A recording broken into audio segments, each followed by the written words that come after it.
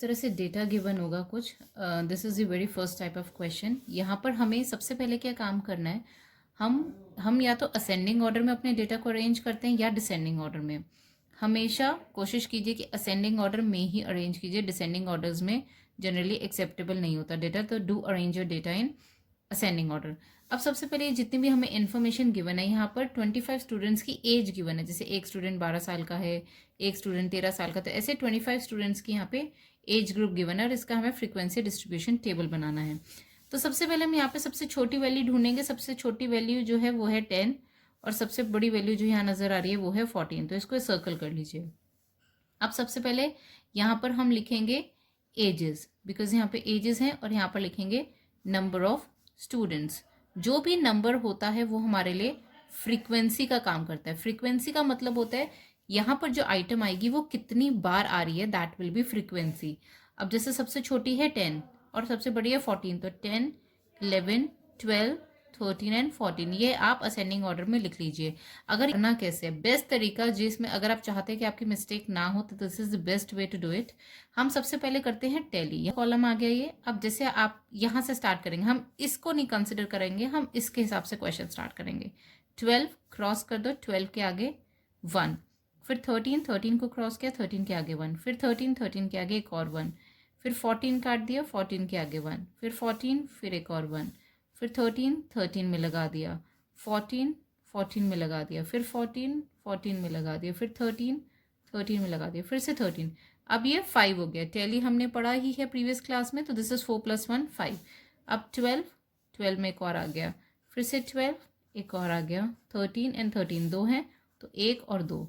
अब 10, 10 के आगे एक आ गया, देन 11, 12, 13, 13 में एक और आ गया, अब 11, 12, 12, अब ये 5 हो गए, 11, 11, 12, 11, 5। 4 के बाद आपको इस तरह से स्ट्राइक करना है, देन अगेन 12। तो this is the best way. इसमें आपका कोई भी नंबर मिस नहीं होगा, बिकॉज कई बार होता है आप लोग करते हो 10 यहाँ लिखा है और आप 10 ढूंढ ढूंढ के करते हो, तो उसमें मिस्टेक होने के चांसेस मैक्सिमम होते हैं। इस तरह से आप कोई भी नंबर मिस नहीं करोगे और आपके मिस्टेक नहीं होगी। अब यहाँ पर हम टैली को नंबर में कन्वर्ट करेंगे। This is 1 means 1। Now this is 4 + 1 5 यानी 5। Now this is 5 + 2 7, 5 + 3 8 and this is 4। अब इस टेबल का मतलब क्या है? इस टेबल का मतलब है कि 10 साल के बच्चे जितने हैं, कितने हैं? 1 है। 11 साल के कितने बच्चे हैं? 5 हैं। 12 साल के कितने बच्चे हैं? 7 है। इस तरह से ये फ्रीक्वेंसी होती है। मतलब 5 बच्चे हैं जो 11 साल के हैं, 7 बच्चे हैं जो 12 के हैं। अब आप इसका टोटल करके देख लीजिए, 25 आ रहा होगा। अगर नहीं आ रहा, बिकॉज हमने यहाँ पे 25 स्टूडेंट्स लिए थे एज पर क्वेश्चन, यहाँ पर अगर टोटल आपका 25 नहीं आ रहा, तो दैट मीन्स आपने कहीं पे टैली में मिस्टेक किया। This is how you cross check your answer. Now second question में आपको यहाँ पे 30 स्टूडेंट्स के मार्क्स दिए हुए हैं, आपसे कुछ क्वेश्चंस पूछे हैं। तो क्वेश्चंस को सॉल्व करने से सबसे पहले हम टैली और फ्रीक्वेंसी लिखेंगे। तो मैंने यहाँ पे टेबल पहले से लिख के रखा है। अब यहाँ पर जो आपको डेटा गिवन है, इसमें सबसे छोटी वैल्यू है 0 और सबसे बड़ी वैल्यू है 9। तो हम इसको अगेन असेंडिंग ऑर्डर में लिख देंगे, 0 1 2 3 4 5 6 7 8 एंड 9। तो इस तरह से आपका ये टेबल हो गया। अब हम टैली स्टार्ट करते हैं जैसे हमने प्रीवियस क्वेश्चन में किया था, सेम मैनर में।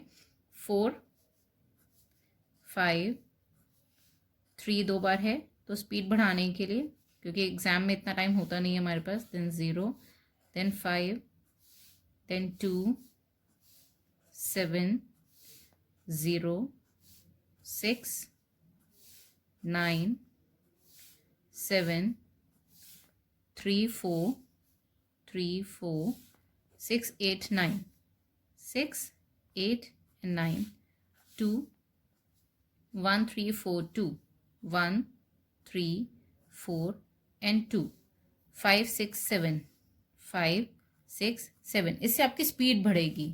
3 2 9 8 3 2 9 and 8। तो हम 2 2 3 3 नंबर इकट्ठे अगर हम कर सकते हैं, अदरवाइज डू 1 by 1 ओनली, अगर आपको इसमें कंफ्यूजन होता है तो। अभी 2, दिस इज 1 4 5 4 3 3 3 2 एंड 3। अब आप इसका टोटल कर लीजिएगा, ये 30 आएगा। अगर नहीं आ रहा मीन्स आपकी टैली में कहीं मिस्टेक है, तो फिर आप उसको क्रॉस चेक कर सकते हो। तो यहाँ पर हमारा टेबल कंप्लीट हो गया। अब हमसे वो क्वेश्चन पूछ रहे हैं। फर्स्ट क्वेश्चन है हमारा, find the number of students passed if the passing marks is 4। अगर पासिंग मार्क्स 4 हैं तो कितने बच्चे पास हुए हैं। तो सोचने वाली बात है, 4 मिनिमम पासिंग मार्क्स है, मार्क्स आउट ऑफ 10 है। तो 10 में से जैसे यहाँ पे मार्क्स ऑफ 10 किसी को 0 आए हैं, 2 बच्चों को 0 आए हैं, 1 बच्चे को 1 मार्क आया है, 4 बच्चे को 2 मार्क आए हैं, 5 बच्चे को 3 मार्क्स आए हैं, 4 बच्चों को 4 मार्क्स आए हैं। तो जो 4 मार्क्स हैं वो आपके मिनिमम पासिंग मार्क्स हैं। तो पास यहाँ से लेके यहाँ तक के बच्चे होंगे, और फेल हो गए अब आपके जिनके 3 आए, 2 आए, 1 आए, 0, ये सब फेल हो गए, और ये सब पास हैं। तो आपसे पूछा है कि कितने बच्चे पास हुए हैं अगर पासिंग मार्क्स 4 है। तो फर्स्ट क्वेश्चन में आपके जैसे 4 मार्क्स वाले 4 स्टूडेंट्स हैं, 5 मार्क्स वाले 3 स्टूडेंट्स हैं, 6 मार्क्स वाले भी 3 स्टूडेंट्स हैं, 7 मार्क्स वाले भी 3 हैं, 8 मार्क्स वाले 2 हैं, और 9 मार्क्स वाले 3 हैं। तो जो इनका टोटल होगा वो आपके पासिंग स्टूडेंट्स हो गए, अगर आपके पासिंग मार्क्स 4 हैं तो। सेकेंड क्वेश्चन में वो बोल रहे हैं कितने स्टूडेंट्स फेल्ड हैं। तो फेल वो हैं जिनके 4 से कम आए हैं, तो फेल्ड स्टूडेंट्स हो गए।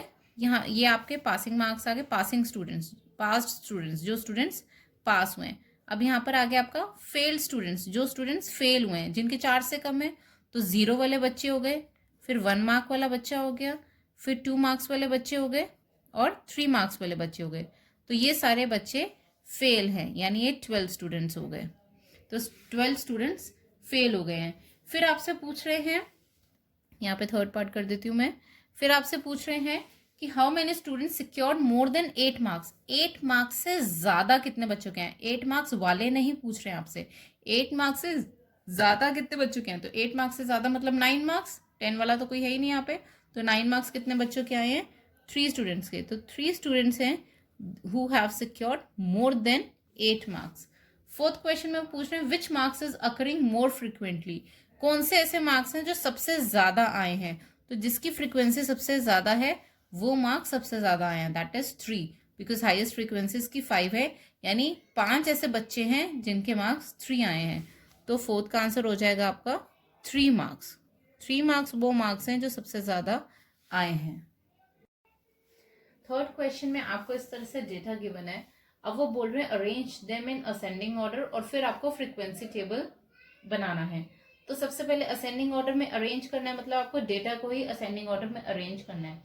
तो सबसे पहले आपको ऑब्जर्व करना है कि सबसे छोटी वैल्यू कौन सी है। अभी मुझे फिलहाल 11 दिख रही है यहाँ पर, और आप देख सकते हो कौन सी छोटी वैल्यू है। यहाँ पर 11 सबसे छोटी है, और सबसे बड़ी मुझे 40 दिख रही है। 40 से बड़ी, सॉरी 47 है, 40 नहीं है। कई बार ये बहुत क्लोजली आपको ऑब्जर्व करना पड़ेगा। 47 इज द हाईएस्ट। अब इसको हमें असेंडिंग ऑर्डर में अरेंज करना है, तो हम 11 से स्टार्ट करते हैं। 11, अब आपको देखना है कि 11 और है यहाँ पे, और नहीं है। फिर आ गया 12। इस तरह से आपको असेंडिंग ऑर्डर में अरेंज करना है। अब आप देख लो 12 और है या नहीं है। एक और 12 है, तो ये छोटा सा मैं नीचे डैश बना रही हूँ ताकि मुझे पता चल जाए मैं कौन कौन से नंबर्स लिख चुकी हूँ। 12 और नहीं है। अब 13 देखते हैं, 13 हमारे पास है या नहीं है। 13 हमारे पास नहीं है। अब 14 देखिए, 14 है क्या। 14 भी नहीं है। 15 भी नहीं है हमारे पास। इसके बाद है हमारे पास 16। अब 16 के बाद 16 को डैश लगा लेंगे। 16 एक और है हमारे पास, ये आ गया। अब 16 एक और है, डैश लगाने से मैं एटलीस्ट पता चल रहा है। 17 भी नहीं है, 18 भी नहीं है, 19 भी नहीं है। अब सीधा 20 है, तो 20 ये हो गया। 20 देख लीजिए और है क्या, ये रहा एक और, 20 हो गया। अब इसके बाद 21 भी नहीं है, 22 है। 22 1 2 3 4, तो 1 2 3 4। मैं उस तरह से आपको बताऊंगी जिस तरह से आप अपने एग्जाम में फास्ट लिख सकते हैं। अब 22 हो गया। अब हम देखते हैं 23 24 25 में से कुछ भी नहीं है, 26 भी नहीं। अब सीधा 27 है, तो 27, एक ये रहा 27, एक और है, और देखिए और कोई 27 है, ये भी है 27, और कुछ दिख रहा है 27 नहीं है। अब सीधा 29 दिख रहा है मुझे, तो 29 1 2 3, 4, तो 1 2 3 और 4, ये हो गया। अब इसके बाद मुझे 30 भी नहीं दिख रहा, 31 दिख रहा है, तो 1 2 3, तो 1 2 और 3, ये 3 हो गए। अब 31 के बाद हमें यहाँ पे 35 दिख रहा है, और कुछ दिख रहा है देख लेते हैं पहले। 31 के बाद 35 ही है, तो 35 1 2 3 अगेन, तो 1 2 और 3, ये 3 35 आ गए। अब 35 के बाद मुझे कौन सा नंबर दिख रहा है, यहाँ पे 40 आ गया, और यहाँ पे 22 मिस हो गया है हमारा, तो 22 यहाँ पर आप चाहो इधर ऐसे करके लिख लीजिए। अब इसके बाद 35 के बाद हमारा सीधा 40 दिख रहा है मुझे, और कोई नंबर बीच में दिख नहीं रहा, बिकॉज सब में डैश लगे, मतलब सब कंप्लीट हो गया। 40 रह गया, 1 2 3, 40 3 बार है। 47 जो हाईएस्ट था वो रह गया था। अब हमारे हो गए 30, तो चेक करना इसीलिए जरूरी है। अब हमने हाईएस्ट मार्क किया था और हमने जो लोएस्ट मार्क किया था उसको डैश लगाने के बजाय हम सर्कल करेंगे और बाकी सबको डैश लगाते जाएंगे ताकि मिस्टेक ना हो। अब आपको फ्रीक्वेंसी टेबल बनाना है, तो फ्रीक्वेंसी टेबल अगेन ये मार्क्स ऑब्टेन्ड है, दीज आर मार्क्स ऑब्टेन्ड, और यहाँ पर आ गया आपका टैली, और यहाँ पर आ गया आपका नंबर ऑफ स्टूडेंट्स जिसको हम एफ मानते हैं, दैट इज फ्रीक्वेंसी।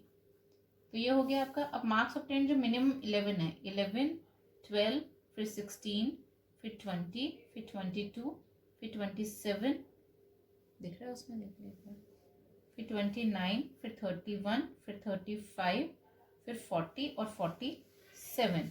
तो इस तरह से आपको लिखना है, बीच के नंबर्स हम नहीं लिखेंगे।